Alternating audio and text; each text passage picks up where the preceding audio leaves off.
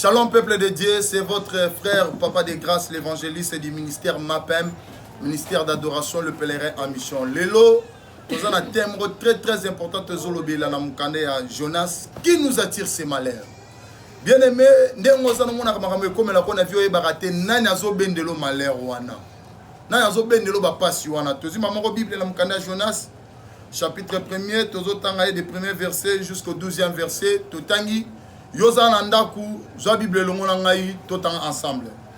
Jonas, chapitre 1er, premier verset, Tina, 12e verset, Totangi Nakombo na Yesu.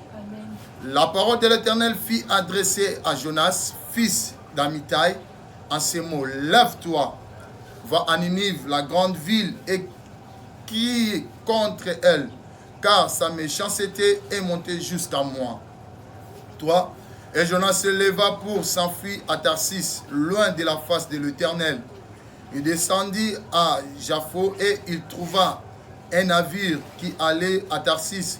Il paya le prix du transport et s'embarqua pour aller avec les passagers à Tarsis, loin de la face de l'Éternel. 4. Mais l'Éternel fit souffler sur la mer un vent impétueux et il se levant sur la mer une grande tempête. Le navire menaça de faire naufrage. 5. Le marin et rampèrent, il implora chacun leur Dieu et il jettera dans la mer les objets qui étaient sur le navire afin que le rendra plus léger. Jonas descendit au fond du navire, se coucha et s'endormit profondément. Bien aimé, to katuana me yota ngonyo sotuti na 12, tozi mamoto sauté na 12, tozi 11 après tout na 12. Il lui dira: que ferons-nous pour que la mer se calme envers nous, car la mer était de plus en plus orageuse. 12. Il leur répondit: prenne-moi et jette-moi dans la mer. Et la mer se calma envers vous, car je sais que c'est moi qui attire sur vous cette grande tempête. Nzambaola apambola bino peuple de Dieu, shalom bino bozola nangai na mikili ya bapa pe a na mboka na biso ya République démocratique du Congo, pe bana nyonso ya ministère d'adoration le pèlerin en mission MAPEM en sigle. Na pesi bino mbote na kombo Jésus, pourquoi pas aussi na bandeko oyo baza ko soutenir Papa des Grâces tongo midi, pourquoi Papa Igor, Papa Sodio, pourquoi pas aussi ma camion surtout ça na bango notre cordon Caleb, Maman Jenny, Maman Laure, Bosé Belé wana na papa na biso ba Jerry, ba j'ai des ambulances to Bosé Belé, nzamala apambola bino na chaîne Karamoko, KKG TV, chaîne moka ya YouTube, oyo et ko zo mokambi na bino Papa na bino des Grâces baswe, yoyo azoleka en direct. Bien aimé, awa to tikota mukande ya Jonas chapitre 1er tina 12. Et bazobete la biso li solo awa ya Jonas. Bible lobi Nzambe atindi Jonas dans liloba yawe Nzambe loba me pa ya Jonas ke ala muka akene na Ninive akene ko panza sango parce que sango mabe eleki makasi masumu eleki makasi na kati ya Ninive. Nzambe atindi Jonas abi Jonas kende na mboka na Ninive kendo te ya sango malamu kendo yebisa bango bandimelanga Nzambe kendo yebisa bango babongola mitema. Mais Bible lobi ke Jonas atali oh kuna masumu eleki kuna pasi ezali kuna bozo ezate soki na bina kende kuna na kekufa. Jonas akimi yake na Tarsis bele metika na yebisa yo ezana bana Nzambe bele appela yawe Nzambe ba comprendre yango te tango yawe Nzambe abengi yo keno te asango na peut-être na kinkolo zota oh kinkolo kuna na kete ya ndenge nini ngana ke na Gombe oh zomosa ke na Gombe kuna Nzambe atinyo na Gombe te. Chaque musala Nzambe nyonso tu azana place Nzambe atindela ye mutu nyonso tozo sela Nzambe ayebi place Nzambe atindela ye. Ezana ebela ba sela Nzambe bazo resi na kati ya ministère na monte parce que ba devia o ezali mission ya Nzambe. Yo zo landango za mikila poto sila ko eba ke mission na yo eskanza matindelo ezawapi. O na mbanda kuna milimo ezokufa. Mais siko ke ne mbanda ko ke na poto ke kofanda. Tandis que na mbanda ka batu banda ko zela po ba yo ka pe yo. Et Jonas Akimi, albité dans quel an Ninive. Bible dit Jonas Akimi. Jonas aboy Ninive, habité. Ninive a place à passe. Ninive a place où on a habité sur la salle ndenge nini. Jonas Akimi pour na Tarsis. Habite tika na na Tarsis parce que Tarsis kuna tu es kezali. Tarsis kuna bola ezali. Et ba na nzambe bele bazo sala musala nzambe pona mbongo. Mais tika na yebisa yo Bible lobi tozi ya ofele pe to pesa ngo ya ofele. Mais yo komoko sala musala nzambe pona mbongo batinyo na makala lobi tenga na ke makala te. Na fana ke na Gombe. Po Gombe bato mituka bazali. Gombe bato abonga bazali. Qui vous a dit que na makala yo robonga te na kati ya ministère wana zo sa? Jonas Akim yake na Tarsis, mais Bible lobi avant Jonas yake na Tarsis. Jonas akei na libongo. Ake poazo masuwa. Akim ni niva kezo masuwa po ke na Tarsis. Bible lobi tanga koti na kati ya masuwa bandi kokende. Bazokende Bible lobi mbonge ya makasi yeye na katikati ya mai. Mbonge beti mbonge bandi koningisa mboa e bandi koningisa masuwa. Mbonge zo ningisa masuwa. Oh bato bakumbaka masuwa lobi oh mais mbonge ewuteli wapi? Babwaki babiloko ba passager. Bato basi babiloko na bango bazobwaka na kati ya mai babite tika to bwaka po mbonge esila. Quelque chose nyonso tout basala ki mbonge etikala ki kosila te. Bien aimé ko bunda na effort na yo mokolobi te. Tika bunda na effort na ngai. Ne nazo sabona ko réussir mais laisse-moi te dire, récite tes pas na yo te mais récite tes pas na nzambe. Récite tes pas eza na famille na binote. Récite tes na tata na yo te mais récite tes pas na nzambe. Tant que récite tes pas na nzambe, c'est vrai que non récite tes pas na nzambe. La Bible dit, confie-toi à l'Éternel, tu seras affermi et à ses serviteurs les prophètes tu réussiras. Bien-aimé, ba marin bato akuma ba masuwa basi ba boaki biloko ba passager ba boaki biloko ke te mbonge silite mais Bible dit tant ba sale loko wana Jonas azaki na ba pemeni Jonas azwa kimi Bible dit Jonas aketi na suka ya masuwa ke kolala alali profondément sommeil mais Bible lobi ba yekola musa Jonas babi la muka pourquoi ba kenda kola musa Jonas? Parce que tel que non, quelques soignants surtout bazo sale. Mais elonya mutu moko ka kezate. Elonya mutu moko ezate mais mutu azawat. Na 11 balobi, il lui dira, pardon à 10 balobi, cet homme aura une grande frayeur et il lui dira, pourquoi as-tu fait cela? Car cet homme savait qu'il fuyait loin de la face de l'Éternel. Il lui dira, que ferons-nous pour que le maire se calme envers nous, car la mer était de plus en plus orange. Il leur répondit, prenne-moi et jette-moi dans la mer. Bible lobby, na kata Ninive, tant nzamba tinda ki ezaki na présence na ye. Mais tant ki na présence nzamba ki na Tarsis Bible lobby, loin de la face de l'Éternel. Et ça mutu muso lobby te tika na na Gombe, mais tika Gombe kuna nzamba zate. Nzamba oselo na Gombe te yaya. Papa Igor nzamba oselo na Gombe te. Mais quand la carte à makala onza mi pas capable de faire au salé la yo.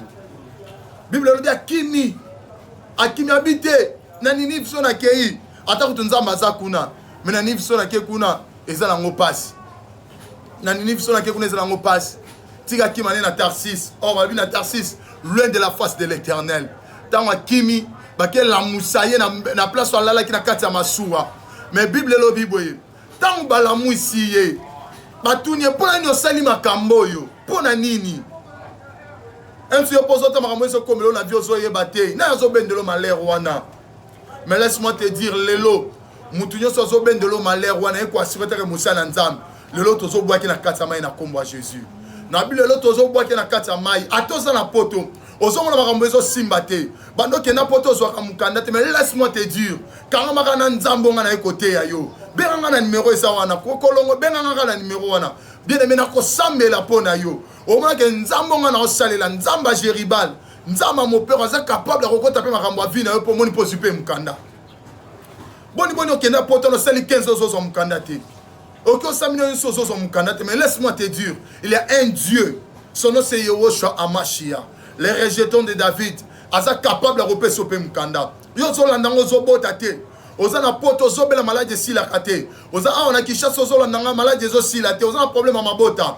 benga na numéro wana je dois prier pour toi yo papa ozoluka musala ozozwa te benga na osambela pona yo benga na numéro wana o mona onzambi na nga osalela yo ebi bien aimé laisse-moi te dire yo ko ba na robenga papa ona na foi te na ndimela mamanza mais laisse-moi te dire Lazare tanga kufaki Lazare azaki na foi te fois Lazare est déjà au Koufa. Mais quand Christ est venu, Christ a tout niveau wapi. Balbito Koundie déjà.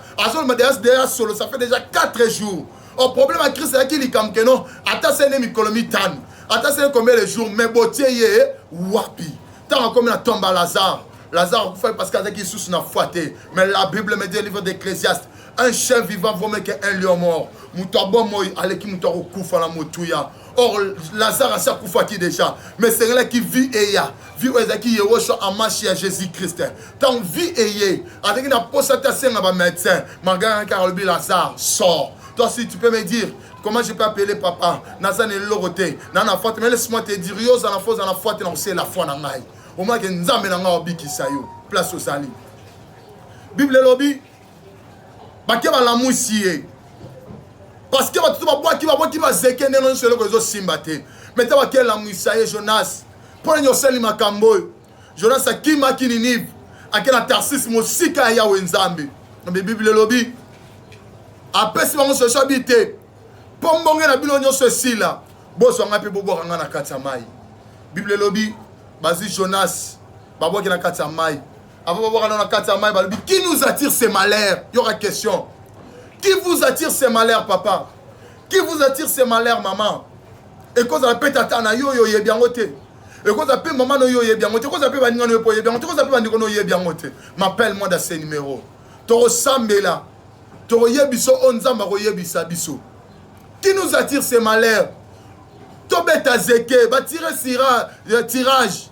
Ba beti zeke ba senyo soke kwa kalikola Jonas. Jonas abata ma ke bete ke non nzamba ko bimise na mpoisa. Bien aimé, est-ce que maele ayo muto skine place maele ayo nzambe bandi. Tikana yebisa yo. Yo zo se la nzambo zo banga ete mais laisse-moi te dire. Voilà le temps. So bongo li muté matin nzamba bimise na mpoisa. Ta ba tirer sira je ko Jonas. Tous les gens, mais pourquoi nous sommes les locaux? Tout ça, Lionine. Pour moi, si les photos sont Jonas Alobi, prenne-moi et jette-moi dans l'eau. Bible lobby. Tant que tu as la carte, tu as un bon esili. Et l'élo, tu as calmé un bon esili, tu as vu na yo. Mon esili, tu as un bon tawana. Mon esili, tu as un musala. Mon esili, tu as un canard na poto. Na ebi mbonge wana te. Ezala awa na capitale, na ebi mbonge te. Mais teke mosel na nzambe. Na eko calmé mbonge wana. Na kombo na Yesu Christo. Monga nesila, monga lelisa o esila. Neko leteke mosala nzambe so lela kala. Lelo lela te na kombo Jésus. So lela ki na janvier, neko yebiso na mois o kotika la kolela te. Ce ko lela ki na février, mais mois o kotika la kolela te. Eteke mosala nzambe na so sakola pona vie na yo. Makambo bana ko simba te na kati ya vie bana ko simba. Ba bana ko tambola te bana ko tambola. Na kombo na Yesu Kristo. Ko banga muto mukilité. Muto abotcha lekio ne lokote. Yele lo boti kobangate mais il y a un Dieu obina ndako na ngaba sibi komba ba rozalate tikanza mana peso mwana na komba Jésus mbonge nyo se tungisaka yo na eko calmer ngoteke mosel na nzambe na eko calmer yango na kombo na Yesu Kristo malade lata yo pendant 10 ans 5 et 6 la kate na eko yebisa yo malade netika yo na kombo na Yesu Kristo yo mutole laka ozana lisungite ozana poto mutoro sungwa zate ozana awa na Congo ozana province mutoro sungwa zate mais laisse-moi te dire il y a un Dieu qui s'appelle Yehoshua Amashia le rejeton de David le tol brinte du matin yo wana kiti pona ko sunga vina yo atindi mosali na Bible dit confie-toi à l'Éternel tu seras affermi à ses serviteurs les prophètes tu réussiras na ko peso réciter na kombo Jésus na ko peso réciter na kombo Jésus yo zola nanga na ndako ozola nanga na musala ota na bureau to na kati ya mutuka mais tika na ebiso zo réciter na kombo Jésus zo réciter na kombo Jésus we simba te banda ko simba we simba te banda ko simba kende liboso na kombo Jésus kende liboso na kombo Jésus to mona boko place ozaito to sambela to mona place ozaito to sambela je lève ma main droite je prête qu'un enfant de Dieu qu'un serviteur de Dieu na kombo na Yesu Kristo mbonge nyonso te tungisaka vi na yo mbonge nyonso lelisa yo ouais lelisa yo na année passée mais année oyo ko lelisa te na kombo Jésus mbonge nyonso lelisa yo mbonge nyonso tungisaka yo na ko calmer yango na kombo na Yesu Kristo eza mbonge kozanga kobota kozanga musala kozanga mukanda na sambela take mosala nzambe et se calmer na kombo Jésus nzamba peso musala nzamba peso ba contrat nzamba peso bana nzambe apeso mukanda na kombo na Yesu Kristo. Récite eza na kati ya ndako na yo, récite eza na libota na yo, élévation elanda yo, élévation succès elanda yo na kombo na Yesu. Mabulu to batimbola ki pona yo, mabulu ne kuna bango moko na kombo na Yesu Kristo. Kendo longa na kombo ya Jésus, na bio longa na kombo ya Jésus, na bio longa na kombo na Yesu. Neto bonne tolobi amen. C'était votre papa l'évangéliste de grâce Baswe, l'homme de Moupépé. Oh, il y a ministère MAPEM, ministère d'adoration le pèlerin en mission. Et j'ai mis na commune ya Makala, na avenue Kingunzi, numéro 31, référence, shop Orange, na station Mwanamboka, na Kianza Wanakara, na avenue Kingunzi, numéro 31, na commune ya Makala. Numéro nangeza wana est affiché. Vous avez un problème à Mukanda, vous avez un problème à Robota, vous avez un problème à Moussala, Bengangara na numéro wana. Ata posa peut-être ça peut prière nanda kunayo. Le ministère m'appelle là, te redéplacer, si nanda ku place yo zali, ozala awa, ozala pote mozana poser les sunga prière. Ministère m'appelle mezali pour na kosunga yo. Tikanza mbalola apambola yo. Abonnez-vous massivement na chaîne Kamoko, KKG TV. Chaîne Kamoko ya Yemoko attaché à presse Nabiso ya ministère Messi Kenda hein Messi Kenda KKG tozana ya ensemble benga na kati ya numéro wana pour sambela pe nzambe na biso akosunga yo okomona loboko na etika nzambe ola apambola bino batonyo bazo soutenir ngai papa Igor papa Sodio pourquoi pas aussi na batonyo soto samba musala nzambe notre cordon ya ministère MAPEM président ya évangélisation intercession modération batonyo soto samba musala tika nzambe ola apambola bino bye.